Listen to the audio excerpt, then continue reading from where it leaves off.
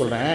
என்டி சுந்தரவடிவேலு சொல்றாரு, 300 குடும்பம் இருந்ததுன்னா ஆரம்ப பள்ளி, 2000 குடும்பம் இருந்ததா நடுநிலைப்பள்ளி, 5000 பேர் இருந்தானா உயர்நிலைப்பள்ளி, திற பள்ளிக்கூடங்கிறார். சொல்லிட்டு என்ன மனுஷன் பாருங்க, கற்கை நன்றே பிச்சை புகினும் கற்கை நன்றேன்னு தமிழ் சொல்லுது. யாரை சொல்லுது? படிக்கிற மாணவர்கள் பிச்சை எடுத்தாது படிக்கணுங்குது.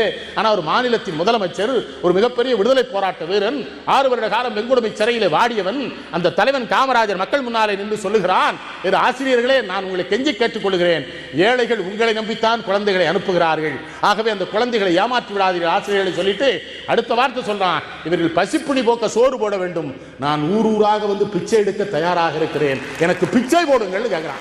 இவன் கற்கல, இவன் பிச்சை கற்கிற மாணவர்கள் பிச்சை எடுத்துடக்கூடாது. அவன் அத்தனை பேருக்கு சேர்த்து நான் பிச்சை எடுக்கிறேன்னு சொன்னான்னா அவனை தவிர ஒரு மாமனிதன் இந்த மண்ணில வேறு எவன் வாழ்ந்திருக்க முடியும்? நான் பிச்சை எடுக்கிறேன், அவன் எடுத்துடக்கூடாது.